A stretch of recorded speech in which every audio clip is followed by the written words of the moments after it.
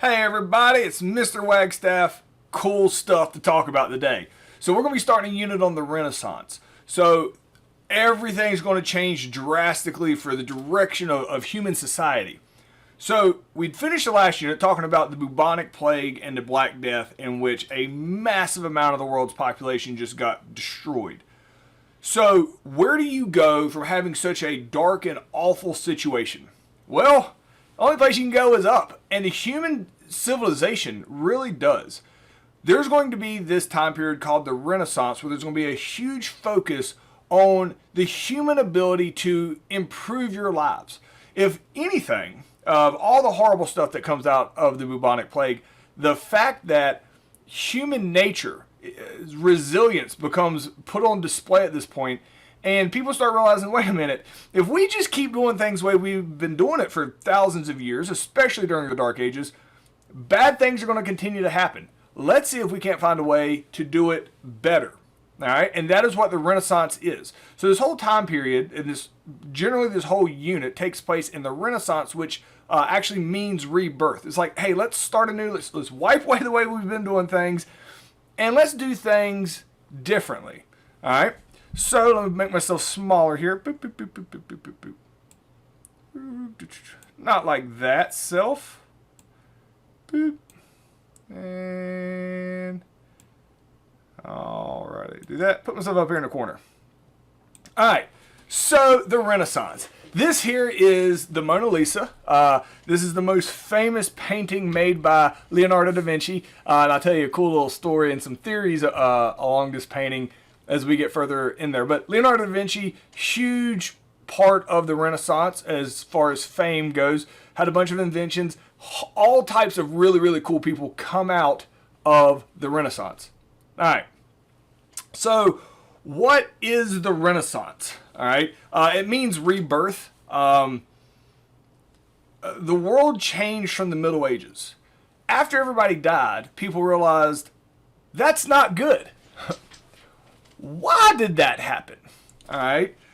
People are going to start using logic. And we're going to talk about this. Well, there's a battle here kind of starts this whole thing. People are going to start using logic and rationalization on why things happen. It used to be like, why did something happen that you didn't understand? Well, that's what God wanted. All right. When the plague happened, you couldn't just say that's what God wanted because people were very, very religious. The reason they couldn't just say that's what God wanted is because it didn't matter how religious you were, how good of a person you were. It affected everybody equally. So, sometimes there were non-Christians who didn't die, and then there were Christians, that did die that were in the church. Like, it was indiscriminatory, and people were like, why did that happen? Well, maybe God doesn't have that much control over our everyday lives. Maybe we need to work on bettering ourselves. Humans bettering humans. And that is a new idea that's going to take place in the Renaissance. Now, the Renaissance comes out, and there's a handful of things that happen together at the same time to make this really important. All right? So one of the first things that's going to happen is there's a huge battle that's going to take place. All right? Constantinople, all right, is the capital at one point of the Roman Empire. If you remember this from last unit. So let me point this out. This right here, all of this is the Mediterranean Sea. This is where most of the course we've talked about at this point. This was the start of the Roman Empire. Down here was Greece. Well, when the Roman Empire had gotten really big, remember, they had moved their capital over here to Constantinople. Well, then you had Charlemagne and all that stuff happened over here in Italy, in which the Roman Empire split in half. This is referred to as the Byzantine Empire.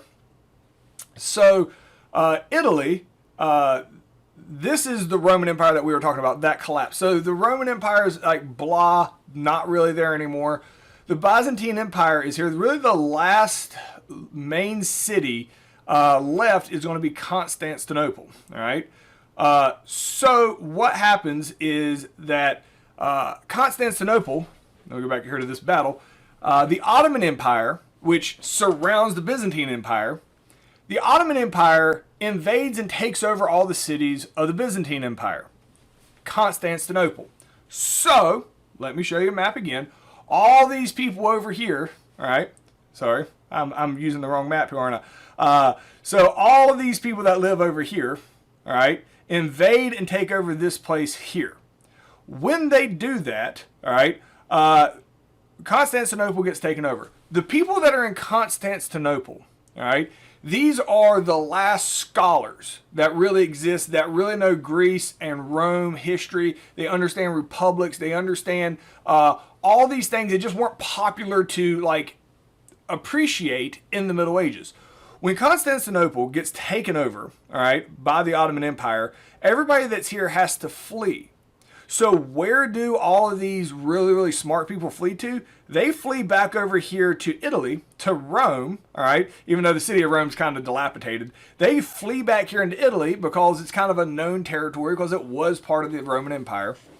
So what you have is after the bubonic plague, you have all these rich people that show back up in Italy in a place that's trying to redefine themselves. So the same time you're trying to redefine yourself, all these smart people with new ideas are going to show back up. All right, that is going to be pivotal for the future. So some of the things that are going to lead to the Renaissance, which is a fundamental shift in human mentality. So you have people looking to change the way they're doing things. You have smart people show up that remember how other effective societies had done things. The Mongols reopened the Silk Road. The Silk Road, which connects China, because they have tons of resources, the Mongols are going to reopen the Silk Road, which is going to connect China and all their stuff to the rest of the world.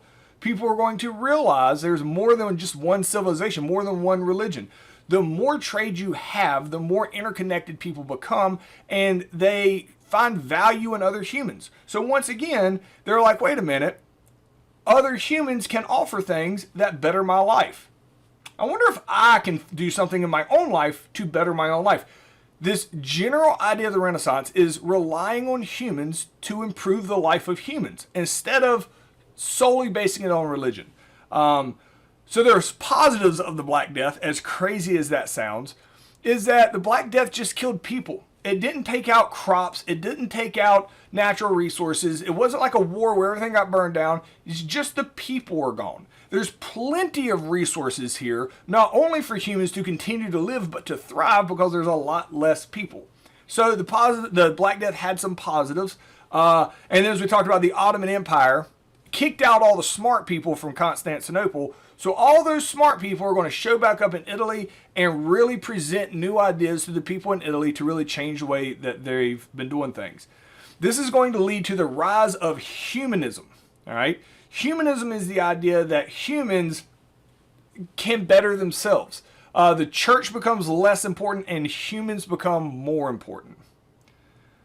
All right. So what motivated people in the 1300s to change the way society had been structured and focus more on learning than just religion? So explain some of that stuff I had just talked about in complete sentences and explain why people are going to start focusing on humans rather than just religion. What did they learn from the Black Death? So pause me if you need to, and we're going to move on. So the Renaissance starts in Italy, all right? The Medici family, and this is them, all right? We can basically track the start of the Renaissance to one specific family, and it's these guys, the Medici family.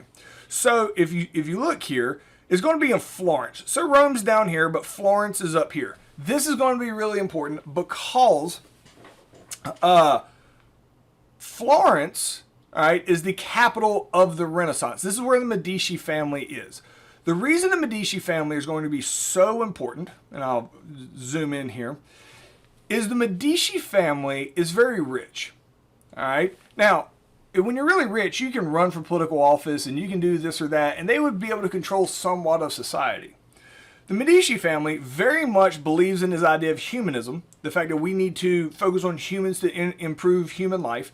So instead of running for political office themselves, what they did is they basically gave loans to politicians that they liked to run for office. And typically when you have enough money, you can get elected. All right. So by basically funding the politicians, instead of just having themselves as a politician, they control a bunch of politicians. So the Medici family basically controlled politics in Florence. When they controlled politics, they're able to really push their agenda. Their agenda is, hey, let's get smarter and let's focus on humans. Surprisingly to everybody else around there, this works out wonderfully. And the people in Florence absolutely flourish. Because of that, other areas around them see how awesome it is in Florence, and they copy what the Medici family stands for. So the Medici family are basically just guys that support politicians, but by doing so, they're able to spread this idea of the Renaissance that, hey, let's not always focus on religion. They're not anti-religion. They're just saying, religion's 50%, humans taking care of humans is the other 50%. Let's, be logical here. So the Medici family were extremely wealthy, and instead of running for political office, they gave loans to the politicians. How does this help the Medici family gain power and prestige? Well, as we talked about, everybody knows who put them there, and they basically get say-so. So go and explain that in your own words. And you can pause me if you need to. All right. Humanism. Humanism is the belief in humans. That humans need to focus on themselves to make life better for us. It's not always about religion, thinking a higher power is going to give you whatever you need. Humans need to rely on ourselves and value what other humans are doing. It used to be if a human did something really cool, they got no credit because they're like, well, you're not God, so I'm not going to give you any credit. Humanism also embraces this idea that humans are doing good things and are worthy of getting credit for it. There's a big focus on humanities.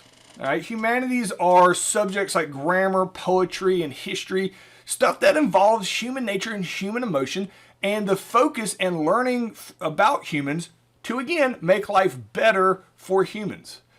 Humans advocated the study of the classics with Greek and Latin, stressed the worth of the individual. Traditional teaching of scholars and the church and the humanistic education was seen as a way for a man to become complete and consisted of reading, writing, music, rhetoric.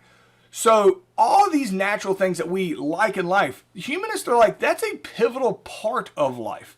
Two of the most famous humanists at the time is this guy, Petrarch, all right, and Leonardo da Vinci, all right. So this dude comes out with his awesome outfit and explains the importance of human existence.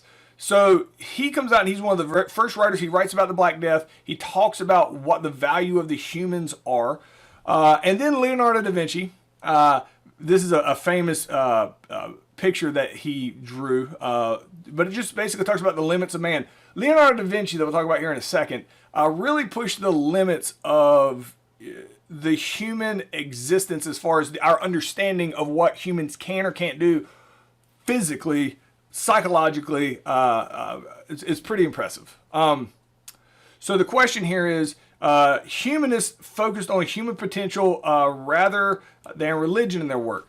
How could this benefit the growth of human civilization? So if you think about it, all right, and you can pause me if you need to, why is it good when we as humans focus on humans instead of religion? How can that be good for human civilization? All right, where's your energy being put towards? So pause me if you need to, and we're going to move on. All right, famous artists during the Renaissance. Now, there's a ton of them.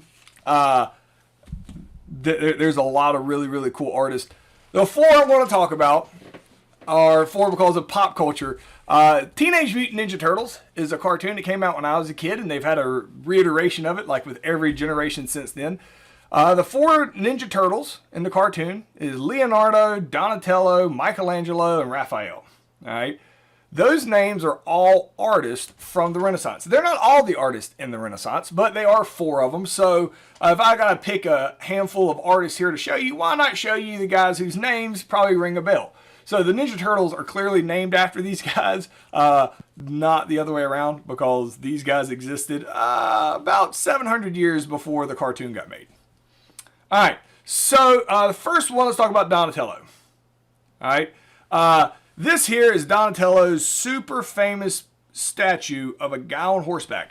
Now, I don't really understand. I'm going to be honest with you. So this is like the end all be all. Like, this is like the first statue of a man on horseback. That seems crazy to me. That it must be like one solid piece of rock or something special about it, because it doesn't seem that crazy, but it is. So there's obviously something else to this piece of art that me and Mr. Wagstaff am not completely sure on about what makes this absolutely like amazing. And this is a modern day picture of it. It still exists. And it's like Donatello's like crowning achievement is this statue that he created. And again, I'm probably missing something on why this is so crazy awesome, but it really is. And I don't know why. All right. Michelangelo's Sistine Chapel. Not all of these guys are equally famous. Donatello and Raphael are, compared to the other two, not nearly as famous as Michelangelo and Leonardo. Michelangelo is a fantastic sculptor and painter. Michelangelo gets hired to paint the ceiling of the Sistine Chapel, like the most famous church in Italy at the time. All right, so this is a painting.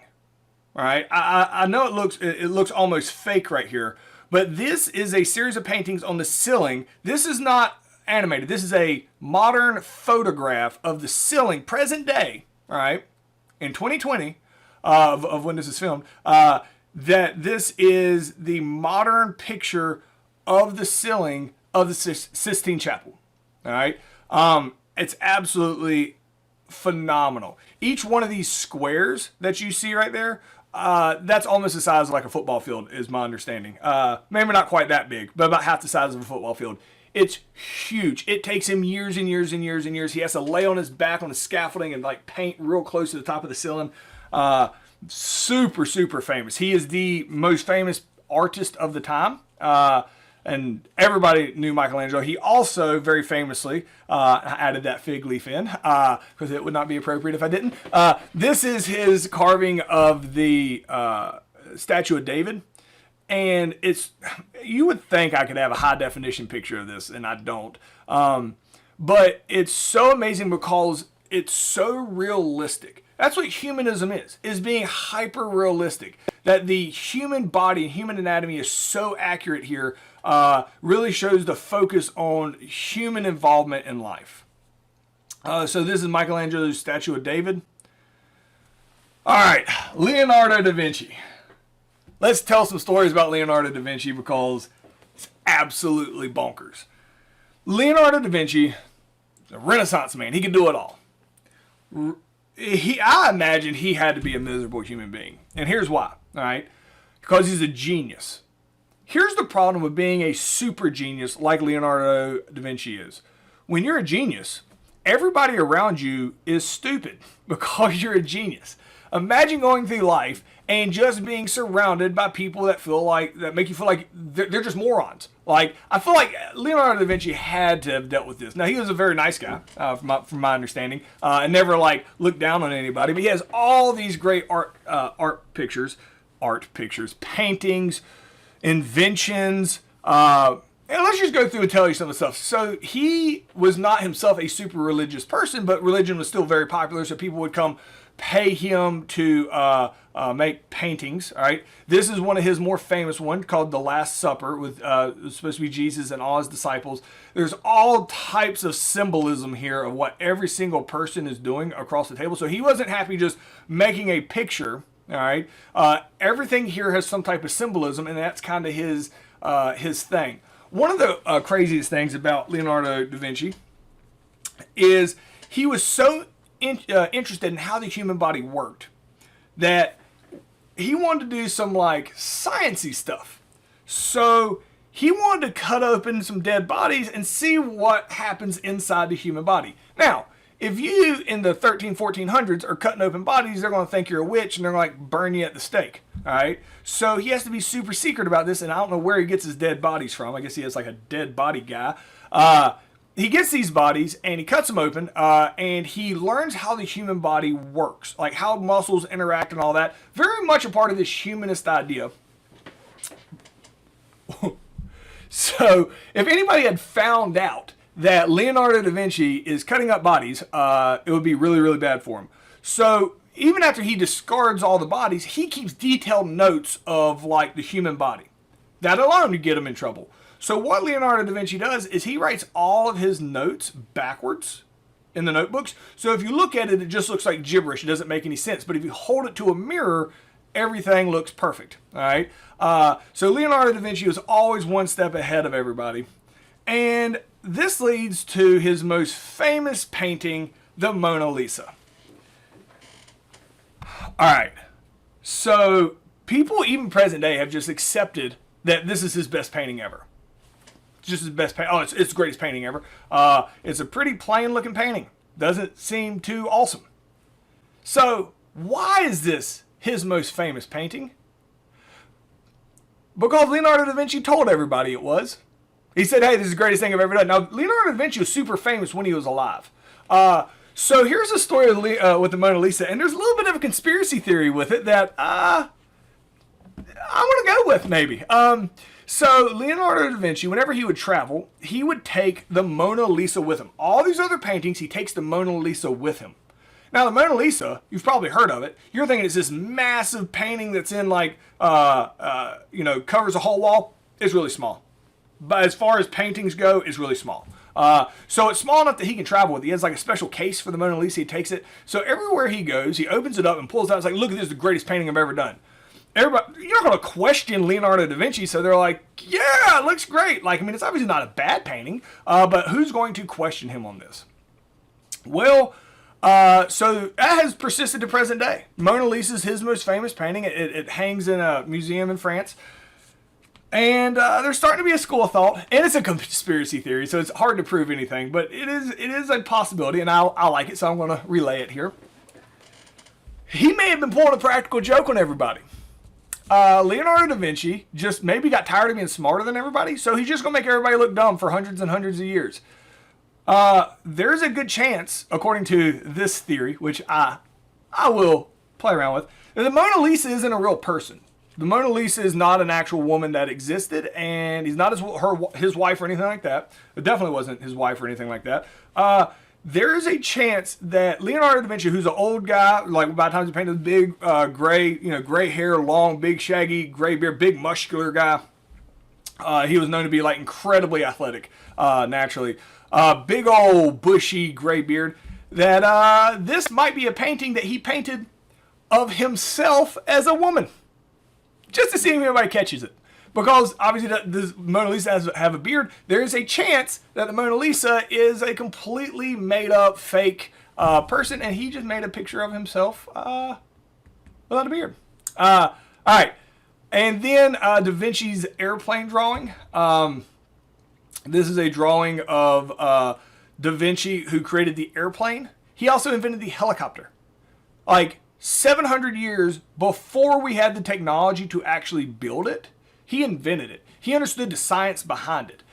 This is the level of genius that Da Vinci was, hundreds of years ahead of his time. He had all types of inventions that he could make on paper that scientifically was sound, like a helicopter. He understood the science behind the helicopter. There's no engine to power it.